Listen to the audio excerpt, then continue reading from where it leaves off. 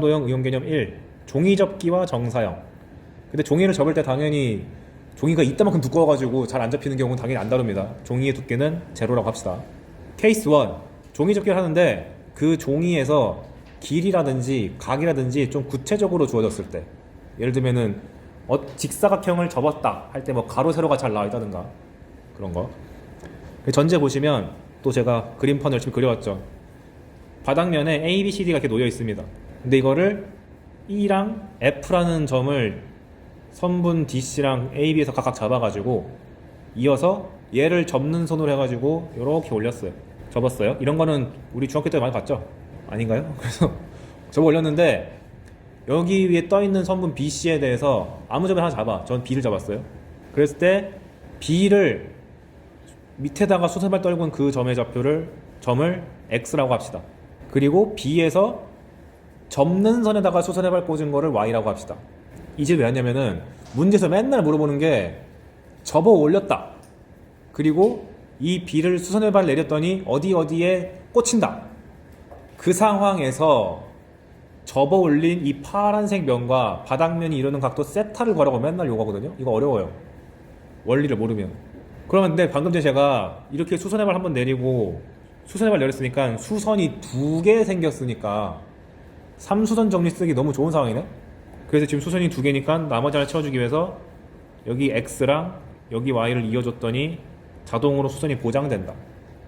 따라서 여기 각도를 구하면은 이면각을 구하는 거랑 마찬가지. 그런데 공간상에서 이 길이 3개를 구하는 게 만만치가 않아요. 그래서 어떤 짓을 할 거냐면은 지금 내가 수선 잔뜩 그린 거 보이죠? 이걸 다시 펼쳐. 다시 펼치면 수선의 발 X, 그 다음에 교선에다가 내린 수선의 발 Y, 그 다음에 B랑 Y도 B에서 Y에다가 수선을 내린 거니까 이렇게 될 거 아니에요. 그러면 요 Y라는 점이 B 입장에서도 수선의 발 내린 거고 X 입장에서도 수선의 발 내린 거니까 쫙 폈을 때 직각이 합쳐질 거 아니야. 그러니까 X, Y, B가 한 직선에 있을 뿐더러 B부터 X까지 쫙 이은 이 선이 접는 선이랑 무조건 수직이 돼요. 그러니까 굳이 접어 올린 상태로 문제 푸는 게 아니라 접는 선 보이고 이런 형태로 문제가 나오면은 보자마자 수선의 발과 그 수선의 발 내린 그 점을 쫙 이어서 수직된다 라고 표시해놓고 코사인 세타를 구하는 게 보통 이면각을 구하는 건데, 코사인 세타는 빗변분의 밑변인데 빗변에 해당하는 길이가 BY, 그 다음에 밑변에 해당되는 게 XY잖아요. 그래서 펼쳤을 때 긴 쪽이 빗변, 짧은 쪽이 밑변 해가지고 파란색 빗변분의 빨간색 밑변이 코사인 세타다, 이렇게 풀면 되지. 그러니까 종이 접기는 진짜 접어서 푸는 게 아니라 펼치는 게 중요한 거다. 아니 근데 이 상황에서 이 파란 길이랑 빨간 길이 어떻게 구하냐. 여기서 보통 어떤 짓을 하면 직각이 많잖아요. 피타고라스를 쓰기도 좋은 구조지만 닮은 구조 만들기도 너무 좋습니다. 보통 이 X에서 이 문제는 너무 어려운 거지만 이렇게 내린다고 생각해 보면 요 삼각형이랑 이 큰 삼각형이랑 무슨 관계지? 닮았죠? 왜냐면 여기를 공통각으로 봤을 때 얘도 직각, 얘도 직각이니까. 이 닮음을 통해 가지고 요구한 적이 몇 년 전에 있었습니다. 10년 됐습니다. 근데 이게 간혹 가다가 종종 나오긴 하니까 지금 한번 기억해뒀다가 혹시 부활했을 때 바로 이거 복습해가지고 하시면 됩니다. 방금 내가 한 말을 길게 쓴 거예요. 그래서 밑에 보시면 예제를 이렇게 갖고 왔어요. 예제, 다음과 같이 세로가 1이고 가로가 2짜리인 직사각형 ABCD가 있다. 근데 대각선 AC를 접는 손으로 해가지고 B를 쫙 띄운 다음에 그 B를 선분 CD에 있는 점 X에 꽂히도록 접었어요. 못하네요. AD라고 적어놨네. 선분 CD라고 고쳐주세요. 두 번째 줄의 맨 끝에서 CD입니다. 이제 알파벳도 못 읽네요. 죄송합니다. 그런 상태에서 ACD와 바닥면과 접어 올리면 또 틀렸네요. BCA인데 죄송합니다. BCD를 ABC라고 해주세요. 코사인 세타 값을 구하시오. 즉 접어 올린 면과 바닥면 사이의 각을 구해라. 그럼 문제가 있는 게 방금 배운 종이접기 이론을 모르시는 분들은 아니 x가 어딘지도 모르는데 내가 이거 캐품? 이렇게 되거든요. 근데 종이접기의 논리, 얘를 다시 펼쳤을 때 수선의 발을 내린 둥둥 떠 있는 점과 실제 수선의 발을 그냥 쫙 이으면 무조건 접는 선이랑 수직이다 라는 걸 알고 있으니까 대각선의 수직이면서 B를 지나는 선을 그어버려가지고 CD랑 만나는 점을 X라고 하면 되는 거예요. 그런 다음 코사인 세타를 구하려면은 BY랑 XY를 비교하면 되지. 그럼 갑자기 문제가 중학도형으로 바뀌었죠. 왜냐면 여기 길이가 2고 1이니까 피타고라스 정리에 의해서 빗변의 길이가 루트 5가 나오고, 그러면 BY의 길이는 YB의 길이는 밑변 높이는 밑변 높이다 라는 논리에 의해서 루트 5분의 2라는 길이로 나오고, 문제는 이제 얘인데 어떻게 하는 거냐. 여러분이 수학 1과 기하를 하면서 알아둬야 되는 생각이, 직각삼각형을 만나면 보통 떠오르는 아이디어가 피타고라스 정리밖에 없잖아요. 근데 하나 더 있습니다. 예를 들어서 피타고라스로 5랑 4랑 3이란 길이를 알아냈을 때 수학 1에서 삼각 함수를 배우기 때문에 각이 안 보이면 좀 이상해야 돼. 내가 알아서 직각에서 각을 잡은 다음에 코사인이 5분의 3이고 사인이 5분의 4고 탄젠트가 3분의 4라는 걸 내 맘대로 이용할 줄 알아야 됩니다. 이 얘기를 왜 했냐면, 얘도 직각삼각형이잖아요. 그래서 여기 각도를 내가 알파라고 잡으면 코사인 알파가 루트 5분의 2가 나오고 사인 알파가 루트 5분의 1, 탄젠트가 2분의 1인 게 바로 나오니까 얘를 좀 써먹어서 길을 잡아봐야겠다. 그러면 방금 전에 제가 밑변 높이는 밑변 높이로 길이를 구했는데, 그거 말고 이 알파를 품고 있는 왼쪽에 있는 요 삼각형을 생각해 보시면, 너무 지저분하니까 좀 지우고 여기 A, B, Y 여기 생각해 보시면 빗변의 길이가 2고 내가 구하고 싶은 게 이 직각 삼각형의 높이니까 여기를 2 사인 알파라고 놓을 수 있게 된다. 이게 사인 둬야 되니까. 그런 다음에 이번엔 여기를 찾기 위해서 어떻게 갈 거냐면, 얘로 한 방에 가는 게 불가능하니까 얘를 품고 있는 다른 삼각형의 길이를 딱 째려봤을 때 얘를 내가 구할 수 있겠다. 왜냐? 얘는 이 직각삼각형에서 빗변의 길이가 1이고 내가 여기를 알파로 잡았는데, 그럼 바꿔 말하면 이 반대편에 있는 각은 90도 마이너스 알파가 되고, 얘가 지금 직각이 되고 있으니까 얘가 알파가 되잖아요. 여러분 이렇게 알파 잡았을 때 여기가 알파 되는 거 찾는 거 자주 나옵니다.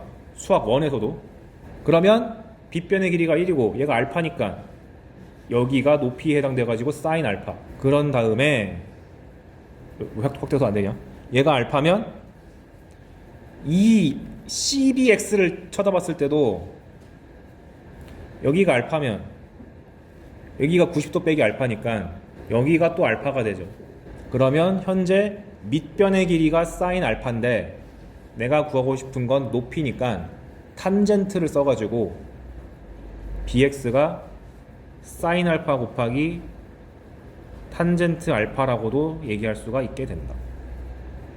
이렇게 길이 잡는 걸 지금 굉장히 천천히 했는데 수원을 마스터한 시점에서는 순식간에 나와야 돼요. 아무튼 그래서 코사인 세타는 2 사인 알파분의 사인 알파 곱하기 탄젠트 알파니까 사인 알파가 날라가가지고 2분의 탄젠트 알파가 돼서 4분의 1이다.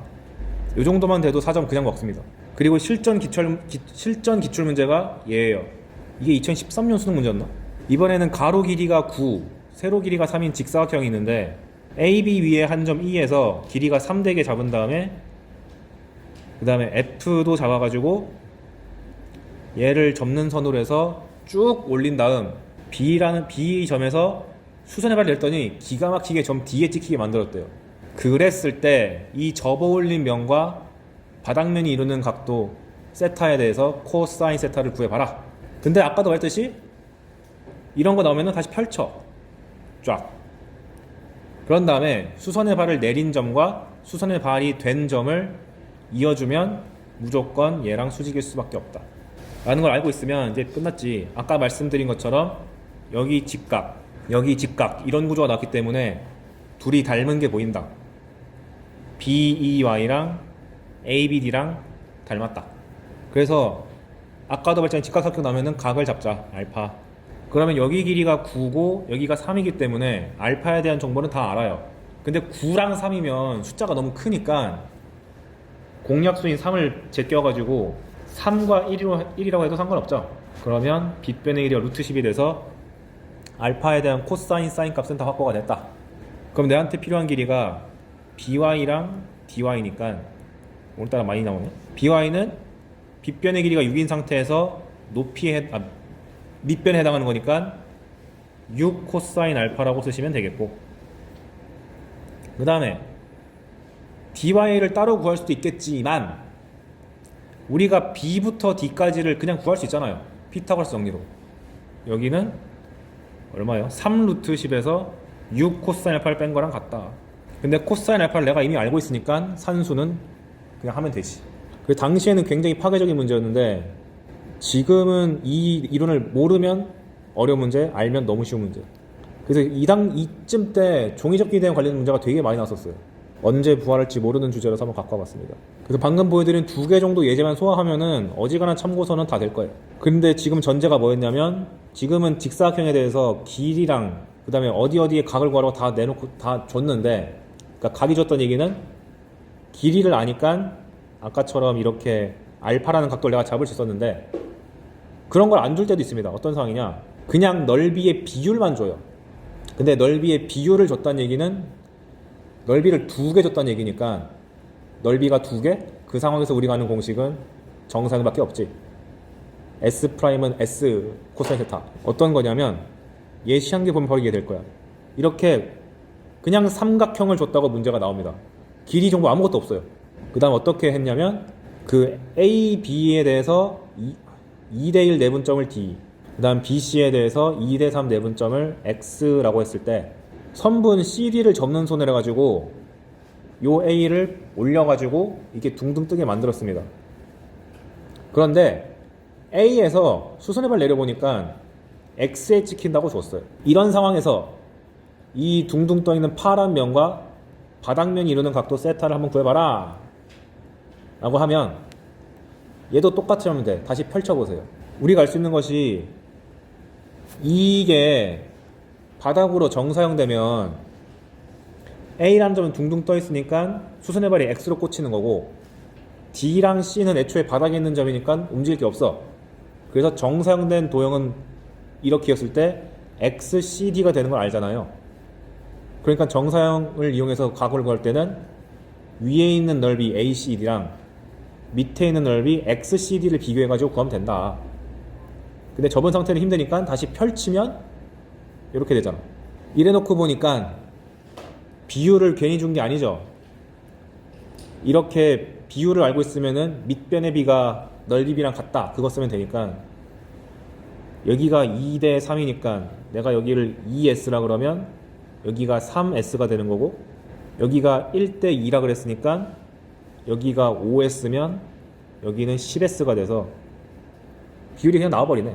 정사형 때리기 전이 10S고 정사형 때린 후가 3S니까 코사인 세타는 10분의 3. 그래서 오히려 넓이비로 줘졌다? 아유 감사합니다 하면서 풀면 돼. 그래서 종이접기는 요 정도? 할 줄 알면은 될 것 같아요. 이게 막 엄청 응용되거나 그러면은 그냥 그 해의 문제야. 그 다음 옛날에 자주 출제됐던 건 뭐였냐면은 그림자의 길이와 넓이. 20대 때 제가 부끄러움을 모르고 이런 것도 그렸네. 뭐냐면 정사형은 전제가 도형이 이렇게 둥둥 떠있을 때 빛을 이렇게 반듯하게 쏘해가지고 나오는 그림자잖아요. 그러니까 매우 특수한 그림자죠. 그러니까 뭐 하고 싶겠어. 빛을 이렇게 꺾어서 비추면 어떻게 되냐? 라는 주제로 과거에 좀 출제가 됐습니다. 그게 아마 살아남아가지고 아마 일부 참고서에 있을 거예요. 그래서 여기는 깊게는 안 하고 요즘 출제가 잘 안 됩니다. 간단한 것만 좀 볼게요. 그래서 한번 읽어보면 그림자 크기는 예를 들어서 이렇게 나무막대가 있을 때 빛을 이렇게 쏘면은 이렇게 찍히지만 빛이 살짝 기울어서 들어오면은 이렇게 들어올 거 아니에요. 그러면 그림자한테 가장 영향을 많이 주는 건 뭐냐? 이 빛의 수직한 면이 바닥에 꽂혀가지고 그림자로 쬐지는 거죠. 사선으로 들어와도 얘랑 수직한 면 두 개가 이 빛을 가장 많이 받아가지고 이게 이리로 와가지고 달라붙어서 그림자가 딱 되는 걸 거 아니야. 그래서 항상 그림자가 반듯하게 들어오든 사선으로 들어오든 간에 그 빛이랑 수직한 면이 뭔지부터 파악하는 게 제일 중요합니다. 그리고 나서 수직한 면이 나왔다는 얘기는 직각삼각형 만들기가 너무 좋다는 구조니까 반드시 직각삼각형 만들어야 돼요. 근데 어떻게 만드는지는 제가 밑에다가 표로 다 그려왔어요. 그래서 전제 원본은 L, S, 길이가 L, 넓이가 S, 그림자는 다 L', S' 이렇게 하겠습니다. 그래서 뭐 이런 거죠. 케이스 1, 빛이 바닥이랑 반듯하게 들어온 경우, 이거는 정상의 정이니까 우리가 배운 공식이랑 다를 바가 하나도 없다. 이건 문제가 안 되고, 빛이 반듯하게 들어오지 않고 약간 사선으로 들어올 때, L이 이렇게 둥둥 떠 있고 빛이 바닥과 세타라는 각을 이루면서 들어올 때, 근데 아마 여러분들 출제될 때는 30도, 45도, 60도 뭐 이렇게 나올 거예요. 그러면 지금은 공간도형처럼 그려져 있지만 정사형을 하실 때는 면이 선처럼 보이게 그림을 바꾸세요.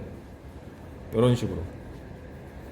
그러면 오리지널의 길이는 L이고 그림자의 길이는 L'인데, 이렇게 보면 분석이 힘드니까 얘를 땡겨서 만나게끔 한 다음 직각삼각형을 그리면 바로 L'과 L의 관계가 직각삼각형 내에서 코사인, 사인, 탄젠트 중에 하나로 나오게 됩니다. 얘 같은 경우는 어떻게 돼요? 빗변이 L'이고 높이가 L이니까 그림자가 더 긴 거죠. 정사형은 다릅니다. 정사형은 무조건 줄어들게 돼 있는데 그림자는 더 늘어날 수도 있잖아. 근데 내가 이상을 다 외우라고 준 건 아니고 그때마다 직각삼각형 그려서 판단하세요 라는 취지로 그려온 거지 어떻게 다 외워. 밑에 있는 그림도 보시면 이번엔 넓이로 봤을 때 이렇게 반듯하게 세워져 있는 도형 넓이 S인 게 있는데 빛이 세타 방향으로 들어왔다, 그림자가 이렇게 생겼다 라고 문제에서 제시가 되면 면이 어떻게 나오는 간에 다 선으로 간주해가지고 이렇게 바꿔서 생각하면 얘가 빛을 먹어서 그림자가 이렇게 생겼고, 이렇게 되면 판단이 힘드니까 만나도록 평행이동 시켜가지고 이렇게 만들면 S'과 S가 탄젠트 세타의 관계구만, 이렇게 처리하면 되겠다. 그리고 3번 케이스는 안 하겠습니다. 이건 과거 그림자가 미쳤던 시절에 나왔던 문제라서 지금은 출제 확률이 거의 0에 수렴해서 안 할게요. 그리고 안 하는 이유가 얘를 직접적으로 내면은 수학 원에서의 사인 법칙이랑 너무 겹쳐요. 케이스 4번이 마찬가지로 잘 안 나온다. 그래서 하나도 안 풀면 좀 그러니까 2008년 문제를 제가 갖고 왔습니다. 그림자가 이런 식으로 과거에 나왔었다. 이 이상 어려워지기는 쉽지 않다. 볼게요. 서로 수직인 두 평면 알파 베타의 교선을 L이라 하자. 오케이. 그 상황에서 반지름의 길이가 6인 원판이 살짝 기울어지게 얹혀져 있어요. 그리고 L과는 평행하게 놓였다. 그런데 빛이 들어왔는데 태양광선이 평면 알파랑 바닥면이랑 30도의 각을 이루면서 들어온다. 그런데 30도의 각을 이루면서 들어오는데 원판과는 수직하게 들어온다. 오케이. 그 상황에서 그럼 이렇게 그림자를 비추면 베타에 찍히는 그림자도 있을 거고 알파에 찍히는 그림자도 있을 텐데, 그 바닥면에 찍히는 그림자 넓이를 S1, 그 다음에 벽면에 찍히는 그림자 넓이를 S2 라고 했을 때 구해봐라. 그럼 어떻게 되냐, 입체 도형이지만 입체를 보면 안 된다. 다 선처럼 보이게 아까처럼 바꿔줘야 돼. 그래서 이게 선, 이렇게 선, 요렇게 선, 이렇게 보이게끔 고개를 살짝 꺾어서 요렇게 만들었습니다. 이 밑에 선이 알파, 요 수직한 선이 평면 베타, 요 진한 빨간색이 원판. 그리고 빛이 들어올 때 바닥면이랑 30도의 각을 이루면서 들어오고 얘랑은 수직이 됐으니까 이렇게 표시를 해준 거죠. 그러면 직각이 두 개인 삼각형이네. 아는 각도를 좀 적어보면 60도가 나오고 30도가 나오고 60도가 다 나오죠. 그런 상태에서 그림자를 받는 게 요 바닥면이랑 요 높이에 해당하는 거잖아요. 그래 놓고 보니까 이 원판이 어디서 잘리는지는 아직 확실하게 모르겠는데 요 부분이 그림자가 만들어져 가지고 바닥으로 가고 요 부분이 빛을 받아 가지고 높이로 간다는 사실이 보이죠. 아, 그럼 나의 목적은 대체 원에서 어느 부분이 잘려 가지고 바닥 한쪽은 바닥으로 가고 한쪽은 위로 갔는지를 파악해야겠다. 근데 그것을 파악하기 쉽게 해주기 위해서 특수각을 주는 거예요. 지금 현재 빗변의 길이가 12인데 여기가 60도니까 얘의 길이가 6이 나올 거고, 그 다음에 이번에 이 작은 직각 삼각형에서 봤을 때 빗변의 길이가 6이고 얘가 60도니까 이게 또 반절 나가지고 3이 되죠. 그러니까 나머지 길이가 9가 확보가 됐다.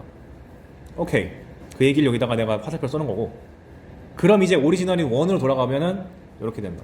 이게 여기로 가는 거고 위에 있는 이 널찍한 게 여기로 가는 거다. 그러면 여기 넓이랑 여기 넓이 구해야 되는데 이게 갑자기 뜬 것이 왜 나왔냐? 아까 전에 바닥면의 넓이가 S1이랬잖아요. S1과 요 적은 넓이를 비교했을 때 이 각도가 60도다 보니까 S1이란 넓이에다가 코사인 60도를 곱하면은 요 넓이가 나올 거고, 그 다음에 옆면에 찍힌 요 넓이를 S2라고 했을 때 요 직각 삼각형 내에서 여기가 30도고 이게 밑에 면에 해당하는 것처럼 보이는 그림이기 때문에 코사인 30도를 곱해주면 얘가 나온다 라고 세팅. 이 남은 거는 이 분홍색과 연파랑색의 넓이만 구하면 된다.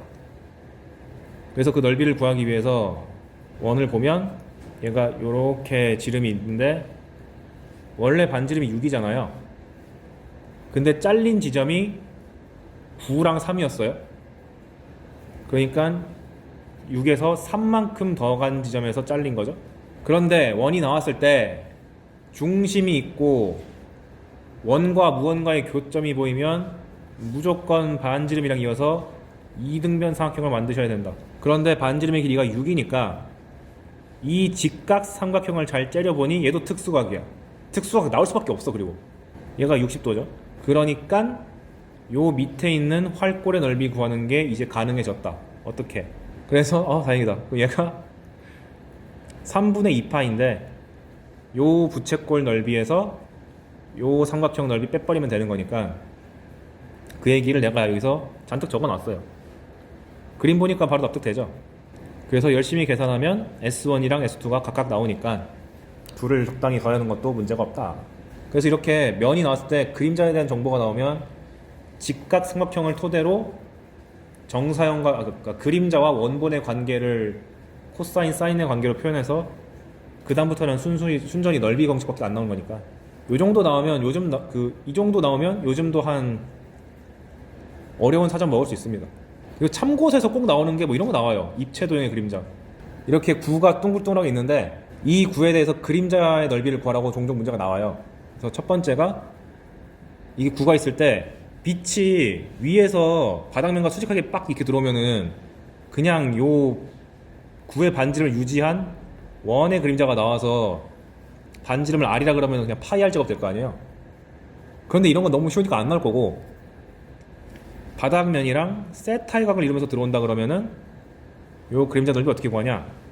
아마 타원처럼 보일 텐데 얘도 실제로는 타원처럼 그려지겠지만 선처럼 봐서 타원이 이렇게 나와 있을 거고, 그 다음에 아까 말씀드렸듯이 그림자를 결정짓는 거는 이 빛의 수직한 면이 빛을 가장 많이 먹어서 그림자를 만드는 거기 때문에 이 빛의 수직하고 가장 넓이가 큰 요런 원을 생각하면 되죠. 중심을 뚫고 지나가는 원. 그럼 이 면이 빛을 다 먹어서 그림자가 요렇게 생길 거다. 근데 그걸 선으로 표현한 게 지금 제가 거의 다 그려놓은 그림입니다. 근데 여기 넓이가 파이 R 제곱인 건 이미 알아. 내가 구하고 싶은 건 이 그림자 넓이 S 프라임이야. 그런데 이렇게 하면은 분석이 힘드니까 얘를 살짝 이동시켜 가지고 만나게끔 해서 직각 삼각형 세팅해 보니까 사인 세타의 관계네. 그래서 이런 식으로 공식화 시킬 수 있는데 제가 이 공식 외우려고 갖고 온 거 아니겠죠? 기껏 해봐 이 세타란 게 30도 아니면 60도 이런 거 나오기 때문에 그냥 구에서 그림자 걸어고 하면 구를 원처럼 보고 그 중심을 뚫는 빛의 수직한 면을 만들어서 직각 삼각형 만들면 되는구나 해석하면 되겠죠. 그래서 뭐 실전 문제라는 게 이런 거겠지. R을 한 6 정도 준 다음에 이게 뭐 36파이다 하고 세타가 한 30도 준 다음에 얘를 구하라 그러면 S 프라임 사인 30도가 36파이니까 S 프라임 얼마다? 뭐 이런 느낌밖에 안 나옵니다. 그래서 이게 업그레이드 되면 구가 너무 멀쩡하니까 쉽구나. 반토막, 반구. 얘도 마찬가지로 반구도 이렇게 바닥이랑 평행하게 쏘면은 재미없고요. 파이 알제가 그대로 나오고. 이번엔 비스듬하게 했을 때 반구면 좀 조심해야 되는 게 이게 바닥면이랑 세타의 각을 이루면서 들어오게 되면은 아까 전에는 구가 이렇게 멀쩡했기 때문에 빛의 수직한 면이 온전하게 다 보존됐잖아요. 수직하지 않아 보이네? 온전히 보존되는데 반구다 보니까 이 부분이 없잖아. 그래서 따로 해줘야 돼. 어떻게 따로 해주냐면은 지금 요 중심을 기점으로 해서 빛에 수직하게 영향받는 면은 그대로 살아있는데 반절이 남은 반절은 요게 그대로 살아있죠. 이것만 하고 싶게요. 그래서 이 수직한 면은 아까 했던 대로 선처럼 보면은 이 넓이가 이 그림자로 가는 건데 얘를 이동시켜가서 이렇게 끌고 오면은 아까 같이 사인 세타의 관계가 튀어나오는 거고 그럼 위에 평평은 어떻게 되는데 하고 보니까 이게 바닥면이랑 평행하잖아요 지금. 그러다 보니까 빛을 이렇게 쏴도 그대로 이게 유지가 돼가지고 바닥에 그대로 꽂힙니다. 그러니까 반반이 넓이가 다르게 그림자가 생겨요. 그래서 반구의 요 반절 해당하는 거는 그냥 오리지널 넓이를 그대로 유지하게 되고 평행하게 그대로 없기 때문에 여기 나머지 반쪽만 그 사인 세타를 걸어가지고 넓이를 계산해야 된다. 이 부분이 어렵기 때문에 반구가 종종 출제가 됐습니다. 그걸 굳이 공식화시키면 이건데 저도 못 외워요 이거. 그냥 그때그때마다 그려보고 하는 거지. 케이스 3 원기둥 밑면의 반지름의 길이가 R이고 높이가 H인 원기둥이 이렇게 면 위에 둥둥 떠 있는데 옆에서 바라봤을 때 이렇게 세타라는 각을 이룬다고 하자. 그림판 3D가 됐어요. 발전했죠? 이렇게 있을 때 빛이 바닥면에 이렇게 수직하게 비출 때 그림자가 어떻게 생길까? 이게 나오는데요. 지금은 제가 있어 보이게 세타라고 적었지만 보통 참고서에서 출제할 때 45도 절대 안 나오고 30도나 60도만 나옵니다. 그게 왜 그러냐면 45도면 얘를 출제하는 의미가 없어요. 왜 없는지 한번 볼게요. 일단 빛이 이제 그림자를 쫙 비추게 되면 빛의 수직한 면이 이렇게 촥 밑에 달라붙어 가지고 나올 텐데 그러니까 빛을 가장 많이 받는 면이 여기서부터 여기까지 쫙 받는 거잖아요. 이거를 단계별로 쪼개면 여기 요 가운데 이 긴 면, 긴 선, 그러니까 여기 3D를 봤을 때 요러한 면이 이렇게 있을 텐데 얘가 빛을 받아가지고 바닥에 찍히겠죠. 그래서 여기는 마치 정사형이랑 그림이 다를 바가 하나도 없잖아요. 그래서 여기 넓이는 바닥에 꽂힐 때 코사인 세타를 곱하는 게 맞아요. 그런데 원기둥 이 생겨먹은 모양새를 보니까 밑면과 윗면을 쳐다봤을 때는 이게 수직으로 꺾여가지고 이 빨간색 면이랑 수직한 관계라서 빛을 받을 때 각도가 세타가 아니게 됩니다. 그래서 어떻게 받게 되냐면 이제 여기 면은 봤으니까 밑면과 윗면을 보면은 여기 부분이 이렇게 빛을 받아가지고 이렇게 내려올 텐데 현재 여기가 세타다 보니까 요 꼭지점에서 한번 평행선 그어보시면 엇각으로 얘가 세타가 될 거고 근데 토탈 90도니까 여기가 90도 빼기 세타가 되죠. 그런데 또 여기가 직각이니까 여기가 세타가 돼요. 그래서 밑면이 바닥으로 찍히는 요 그림자가 코사인 세타가 되는 게 아니라 사인 세타를 받아서 갑니다. 즉 여기 반절과 여기 위에 둥둥 떠 있는 여기 반절이 요렇게 내려와서 이 빨간색의 그림자랑 합체돼 가지고 요렇게 되는 거예요. 그래서 가장 왼쪽 그림 다시 보면은 여기 끝에 살짝 둥글 있는데 밑면 윗면의 반절이 이렇게 탁 온 거고 여기는 네모가 온 거고. 그래서 아까 전에 내가 45도가 의미 없다고 한 게 코사인 45도랑 사인 45도랑 똑같잖아. 그러니까 이 영역을 갈라서 따로 해야 되는 아이디어가 무색하게 나오기 때문에 45도는 절대 출제 불가. 30도 아니면 60도밖에 안 난다. 그래서 그걸 굳이 공식화시켜서 만든 게 얘인데 외울 건 없습니다. 그냥 이게 이렇게 2차원으로 쳐다본 다음에 가운데랑 양끝이랑 각도가 다르게 잡힌다만 기억하고 있으면 충분히 풀 수 있기 때문에 아마 참고서별로 한 문제 정도는 실려 있을 거예요. 그래서 그림자는 이 정도만 보면은 문제가 없다. 공간 좌표. 그럼 일단 공간 좌표를 만들려면은 좌표를 어떻게 놨는지를 정의를 해야 되니까 그거에 대한 얘기가 처음에 나옵니다. 그래서 좌표 공간이란 말이 나오는데 뭐냐? 좌표를 놓은 공간. 그래서 선 3개가 필요합니다. 근데 한 점에서 수직하게 만나야 돼요. 무슨 말이냐면 마치 정육면체에서 요 한 점이 수직, 수직, 수직 이렇게 3개 만나잖아요. 이러한 선을 쫙 연장했을 때 이 하나하나의 이름을 X축, Y축, Z축이라고 하자. 이 선을 각각 좌표축이라고 부릅니다. 참고로 X, Y, Z의 순서를 전 이거 마음에 안 들어요. Y, Z, X 할래요. 존중한다. 그런데 대부분의 책들은 X, Y, Z를 하기 때문에 굳이 개성을 살리지 맙시다. 그래서 이게 기본이고 그러다 보면 만나는 두 직선이 생겨버리면 이거를 통해서 면이 하나 생기잖아요. 근데 지금 현재 선이 3개가 있기 때문에 구분되는 면이 총 3개가 나옵니다. 어떻게 만들어지냐면 각 편의상 이렇게 이 부분만 제가 표현을 하면 X, Y, Z가 이렇게 있을 때 X축이랑 Y축으로 이루어진 요 밑에 있는 평면을 X, Y 평면이라고 부르고요. 정말 직관적인 이름이고 그 다음에 Y축이랑 Z축이 이루는 평면을 YZ 평면, 그리고 X축이랑 Z축이 이루는 평면을 XZ라고 안 그러고 ZX 평면이라고 합니다. 아니 왜 갑자기 알파벳을 꺾음? 이럴 수 있는데 우리가 보통 평면에서 좌표축 잡을 때 이렇게 X축 잡고 오른쪽으로 가도록 화살표 잡고 위로 가게 화살표 잡잖아요.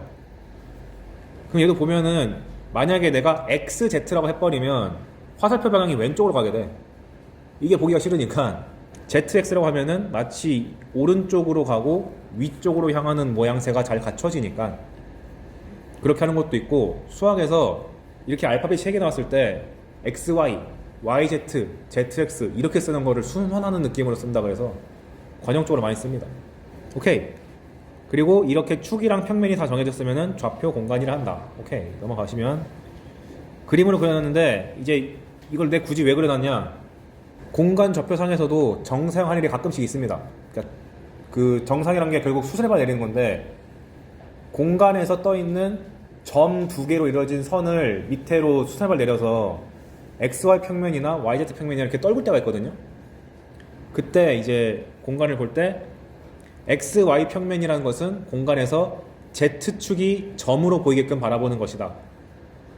즉 Z축이 이렇게 보여야 되고 YZ 평면은 X축이 점으로 보이게끔 내가 바라보는 것이다 라는 시선을 가져야 되고, ZX 평면은 Y축이 점으로 보이게끔 바라보는 것이다. 그래서 XY 평면은 Z축의 수직이라는 게 바로 보이고 YZ 평면은 X축의 수직, ZX 평면은 Y축의 수직, 이런 게 자명하게 잘 보입니다. 그럼 이렇게 좌표를 놓을 수 있는 전제가 주어진 상태에서 공간 좌표를 어떻게 정의하냐? 직육면체를 통해서 정의를 합니다. 뭐냐면 공간에 둥둥 떠 있는 점, 그러니까 좌표축에 있지 않고 좌표 평면에 있지 않은 점, 한 점 P에 대해서 이 녀석의 좌표 뭐를 정의하는 것은 여기서 축에다가도 수선해발을 떨구고요, 면에다가도 수선해발을 떨궈요. 그래 놓고 그 수선해발들을 싹 다 이어보면은 자연스럽게 지금 제가 그려놓은 직육면체 같은 모양이 나옵니다. 그럴 수밖에 없겠죠. 그 상태에서 축이랑 만나는 걸 봤을 때 그 길이를 재가지고 X축이랑 만나는 게 길이가 A, Y축이랑 만났을 때가 B, Z축이랑 만났을 때 C라 그러면은 자연스럽게 좌표를 A, B, C라고 정의할 수 있게 된다. 그러니까 우리가 2차원에서 어떤 점의 좌표를 정의할 때 이렇게 직사형 만들어 봤더니 이 길이가 4고 3이면 4,3이라고 하자 라고 했던 논리랑 다를 게 하나도 없다. Z만 늘렸다고 생각하시면 편합니다. 실제로 공간좌표에서 뭔가 이런 소개할 때 다 이 차원에서 Z 하나만 늘리면 되는 게 되게 많아요. 근데 이제 여러분이 아셔야 되는 것은 뭐냐? 그러면 이 점이 A, B, C로 주어졌으면 방금 전에 말했던 그 수선발 꽂는 것들 있잖아요. 이 점의 좌표도 다 알고 계셔야 됩니다. 그래서 X축은 X값만 살아있고 나머지가 다 빵이라고 인식하셔서, 즉 Y는 Z는 0이라고 인식하셔가지고 A 빵빵 이렇게 쓰면 되는 거고, Y축은 Y 빼고 다 죽었어, X랑 Z가 모두 0이야 해서 0B 빵 이렇게 되죠. 그 다음에 Z축은 X랑 Y가 모조리 빵이야 해서 빵빵C. 그래서 축 위에 점 잡는 거는 우리가 좌표 평면에서 잡듯이 똑같이 0이 잔뜩 있는 좌표가 되는 거고, 공간이다 보니까 XY 평면, YZ 평면, ZX 평면에 수세말 내린 것도 암기하셔야 돼요.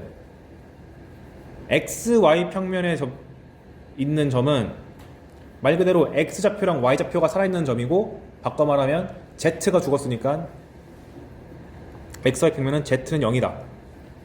그래서 여기 위에 점은 A, B, C에서 C만 죽여가지고 A, B 0. 그 다음 YZ 평면에다가 적힌 이것은 Y 값이랑 Z 값은 살아있는데 X 값이 죽어야 되니까 0, B, C. 아, 너무 보기가 안 좋네. 밑에 더 그린 거 없나? 아, 밑에 있네. A, B 0, 0, B, C. YZ 평면은 X가 0. XY 평면은 Z를 죽여. 그럼 다음은 ZX 평면은 Y를 죽이고 X랑 Z만 살리는 거니까 여기 좌표가 A, 0, C 이렇게 하시면 되겠지. 그래서 각 면과 각 축에다가 수세발 내리는 게 정말 자주 나오니까 이건 암기를 하셔야 됩니다. 그 얘기를 쫙 써놨어요. 그 당연한 얘기지만 원점의 좌표는 빵빵빵입니다. 그래서 주의사항 뭐라 쓰는 거냐면, 공간에서 점의 좌표가 하나 주어졌을 때 모든 점의 좌표가 0이 아니면 각 축이랑 각 면에다가 다 수선발 꽂을 수 있기 때문에 직육면체 구조가 잘 나오고, 만약에 0인 게 하나가 딱 있으면은 XY 평면이나 YZ 평면이나 ZX 평면 중에 하나다. 근데 0인 게 두 개면 X축이나 Y축이나 Z축 중에 한 개다. 이렇게. 그래서 이거 결과 다 써놨는데, 축을 외우실 때는 방금 내가 했던 것처럼 X축이면은 X 빼고 다 죽여라는 뜻이니까 방정식을 세우실 때 이렇게 쓰는 게 맞는 거고, XY 평면이라고 나면은 X랑 Y로 구성된 평면이라는 뜻이니까 빠진 게 Z라서 Z 값이 있으면 안 된다 라는 의미로 이렇게 하면 되겠지. 즉 여기 나와 있는 알파벳이 아닌 거는 다 빵, 이렇게 방정식 관점으로도 해야 돼요. 왜냐하면 나중에 이제 구의 방정식이란 걸 배울 텐데, 구랑 축이랑 만날 때, 구랑 면이랑 만날 때 연립을 해야 될 때 구에다가 이런 방정식을 대입해야 되거든요. 그거는 수능 내신 가리지 않고 잘 나오는 거니까 아셔야 된다. 그래서 밑에다가 그 내용을 좀 적어놨습니다. XY 평면의 방정식은 Z는 0. 근데 가끔 혹시 나올지 몰라가지고 써놨는데, XY 평면이 Z는 0이라는 얘기는 Z 값이 항상 0인 여기를 뜻하는 거잖아요. 그럼 XY 평면의 평행한 평면이라 하면 요거를 그대로 올리거나 내린 거니까 이렇게 생겨 먹었을 텐데, 그럼 이러한 빨간 평면은 XY 값은 딱히 변하지 않았는데 Z만 올라가거나 내려가는 형태인 거잖아요. 그래서 방정식의 형태가, 만약에 이 빨간색이 Z축과 만나는 점의 좌표가 0,0,3이었다 라고 하면은 이 평면의 방정식은 Z는 3 이런 식으로 표현합니다. 그러면 Z는 3 위에 점을 표현해봐라 라고 하면은 Z는 3으로 고정되어 있지만 XY는 자기 마음대로 놀아다닐 수 있는 거니까 X, Y, 3 이렇게 넣으면 되는 거지. 요 정도는 소화할 수 있지 않나. 그리고 이번에는 X축 같은 경우는, X축은 아까 전에 Y는 Z는 0인 거잖아요. 그런데 X축에 평행하면서 1, 2, 3을 지난다고 해보면, X축이랑 평행하면서 얘가 1, 2, 3을 지난다 라고 하면 X값은 자유롭게 움직일 수 있는데, 지금 얘는 YZ가 0으로 고정되어 있지만 Y값을 2로 바꿔치기 하고 Z값을 3으로 바꿔치기 한 것밖에 안 되기 때문에, 즉 Y방향으로 2만큼 Z방향으로 3만큼 옮겼다고 생각해서 X축이랑 평행한 직선이 등장한다 그러면 X값은 자유로운데 YZ는 고정됐다. 이 정도로 표현할 수는 있겠습니다. 높아지면 하는 거예요. 출제되긴 되게 어려운데 혹시나 해서. 이거는 고3 같은 경우는 올해 6평 9평에 혹시나 저런 표현 등장하면 그때 암기도 늦지 않습니다. 보통은 그냥 축이랑 면 줄 텐데 혹시나 해서 그 얘기를 x, y, yz, zx, x, y, z 다 쓰다 보니까 분량이 이렇게 많이 나온 것 뿐이에요. 근데 외울 때는 한 알파벳만 제대로 외우면 나머지는 자동으로 따라오는 거니까. 그리고 이렇게 좌표를 세웠으니까 자연스럽게 고1 과정의 도형의 방정식처럼 전개가 됩니다. 가장 먼저 배우는 게 거리죠. 근데 두 점 사이 거리 공식이 우리가 수직선에서 다룰 때는 좌표 두 개가 이렇게 주어졌을 때 뭐 x1, x2라 그러면 2를 빼가지고 절대값이었고 이런 거 다 알고 있잖아요. 그 다음에 2차원에서는 두 점 사이 거리 구하라 그러면 x1, y1, x2, y2라 했을 때 여기서 이렇게 내리고 이렇게 내려서 수직선상의 거리를 두 개 만든 다음에 피타고라스 정리를 활용해가지고 거리 공식을 정의했죠. 그럼 공간은 증명 과정이 이렇게 돼요. 이렇게 세운 다음에 그냥 보고 넘겨도 됩니다. 두 점이 이렇게 있으면 이 두 점을 이렇게 만드는 직육면체를 만들어서 여 끝부터 여 끝까지 가는 거라고 정의를 해요. 그럼 당연히 우리가 중3 때 직육면체에서 이 길이를 구하듯이 피타고라스를 두 번 써서 증명을 하거든요. 그래서 증명한 결과 공식이 그냥 2차원에서 z 하나만 추가되면 된다. 그래서 만약에 1, 2, 3, 4, 5, 6이라는 점 사이 거리 구하라 그러면 x끼리 빼고 제곱, y끼리 빼고 제곱, z끼리 빼고 제곱한 다음에 다 더하고 루트. 그러니까 공식을 외우는 게 전혀 어렵지가 않다. 그래서 종종 나오는 숫자가 뭐가 있냐면 우리가 피타고라스 정리했을 때도 3, 4, 5 같이 딱 떨어지는 숫자 몇 개 알고 있잖아요. 공간에서는 많이 쓰는 게 1, 2, 2가 많이 나오는 편? 이렇게 하면은 1제곱 더하기 2제곱 더하기 2제곱이 9라서 루트 씌우면 깔끔해져가지고 잘 나오는 편이고, 그 다음에 2, 3, 6 요 두 개 정도밖에 없을 거예요. 자연수가 잘 떨어지는 게. 얘는 4 더하기 9 더하기 36이면 49라서 7제곱이거든. 그렇다고 이걸 외워라 그건 아니고 자주 보게 될 거다 라는 예언 정도밖에 안 됩니다. 그래서 거리 공식은 암기하시면 되고, 그 다음에 나온 주제가 내분점과 외분점인데 똑같습니다. n 플러스 n분의 nb와나가 z 좌표만 추가되면 돼요. 이러니까 할 게 없다. 산수 노름만 하면 되는 거니까. 근데 이거 우리 이미 벡터에서 이거 실컷 지우려고 왔는데 굳이 다시 반복할 이유가 없으니까 확장된다만 기억하면 됩니다. 그러니까 내분점 하면 당연히 따라오는 게 중점은 1대1 내분점이다. 그리고 공간에서 점 3개가 주어졌을 때 걔가 삼각형을 이루면 무게중심의 좌표는 3분의 3개 좌표 싹 다 더한 거다. 또 똑같이 유지가 됩니다. 실제 교과서도 이런 식으로 논리 전개해가지고 각 그 내용별로 엄청 짧아요. 산수 한 문제 던져주고 끝납니다. 그냥. 교과서 그렇게 하고 있는데 따라줘야죠. 근데 이제 교과서가 안 알려주는 거, 점의 대칭. 그 우리가 좌표 평면에서는 대칭에 대한 기준이 두 개였죠. 점 대칭이랑 선 대칭. 점 대칭은 어떤 한 점이 있고 얘가 기준점이라고 할 때 한 점을 이 점 B에 대해서 대칭 이동시키라 그러면은 쭉 연결한 다음에 대칭점을 A'이라고 했을 때 얘랑 얘의 가운데가 얘다 라는 논리로 갔었고, 선대칭을 하라 그러면 어떤 점 A를 이 직선 L에 대해서 이동시키라 그러면 이렇게 보냈을 때 A'이라고 했을 때 두 가지 조건 썼습니다. 중점 조건이랑 수직 조건.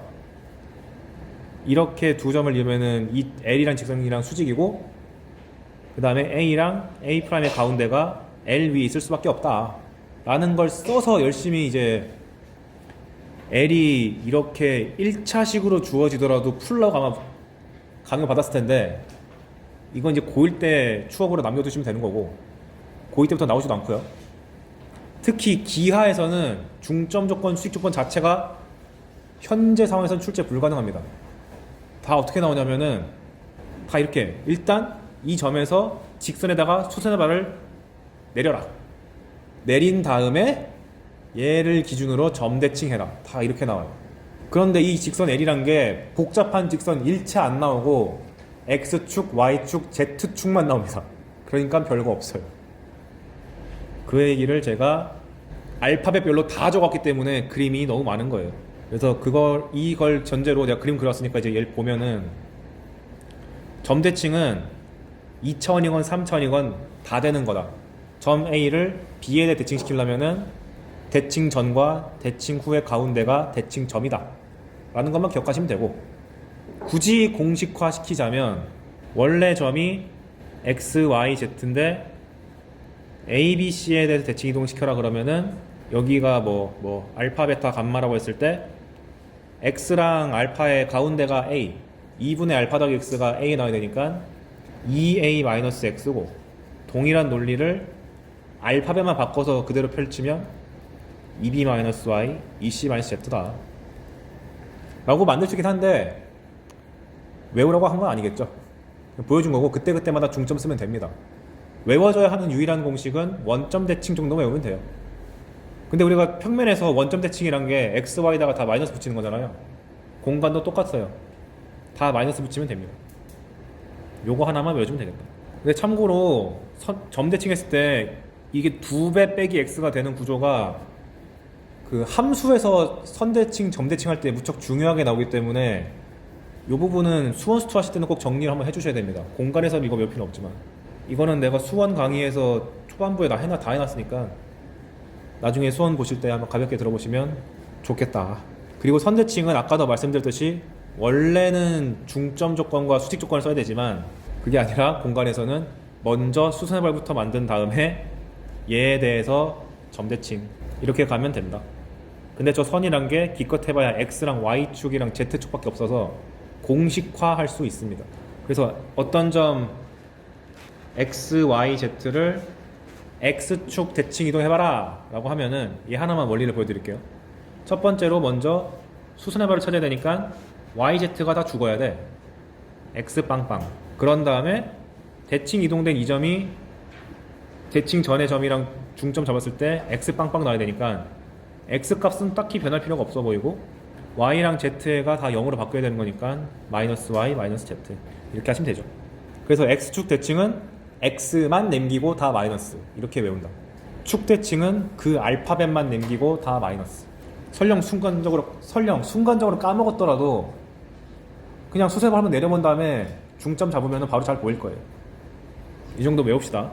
이제 보통 수능에서는 이런 게 25번이 아니라 23번, 24번 완전 도입부에 나오는 문제지. 그럼 Y축 대칭은 Y만 살리고 다 부호 바꿔. Z축 대칭은 Z만 살리고 다 부호 바꿔. 이렇게 하면 되겠죠. 그런데 공간은 면 대칭도 생깁니다. 이렇게 어떤 면이 이렇게 있을 때 여기 위를 둥둥 떠다니는 점 A에 대해서 면에 대해서 대칭 이동시키면 어떻게 구하냐. 얘도 다이렉트로 가는 게 아니라 1차적으로 수선의 발부터 내린다. 수선의 발을 찾은 다음에 2차적으로 점 대칭을 한다. 다 이 구조예요. 하지만 기껏 해봐야 나오는 면이라고 해봤자 XY 평면, YZ 평면, ZX 평면밖에 없기 때문에 그 세 개만 잘 외우시면 되겠다.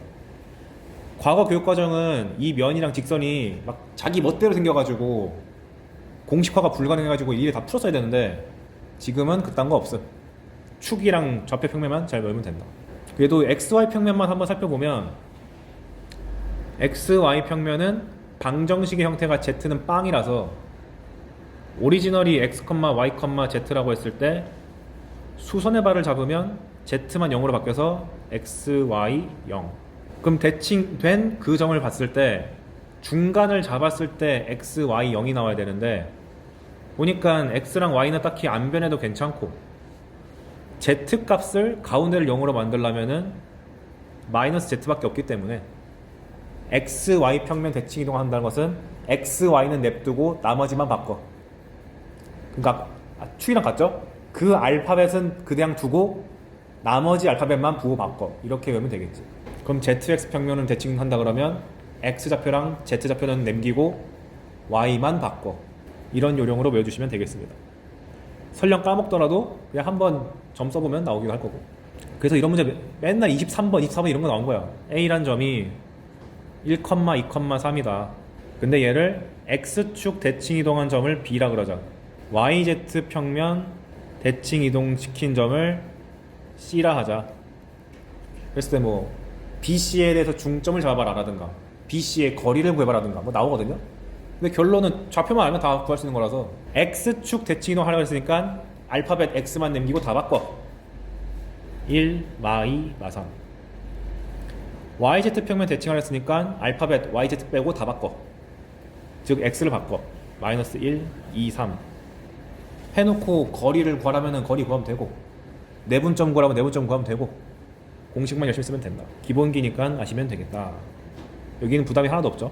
그리고 이 다음에 나오는 게 원래는 고1 때는 직선의 방정식이 등장해야 되는데 공간에서의 직선의 방정식은 현재 사라졌기 때문에 구의 방정식만 보고 교과서 내용은 끝나고 응용이 어떻게 되는지만 보면 됩니다. 그래서 보면 우리가 원의 방정식을 유도할 때 점이 이렇게 하나 있고 A, B라고 있고 이렇게 원 잡았을 때 원의 정이 입각해서 원 위에 임의의 점 P에 대해서 그 점을 X, Y라고 했을 때 이 길이가 항상 R로 일정하니까 CP라는 길이가 항상 R로 일정.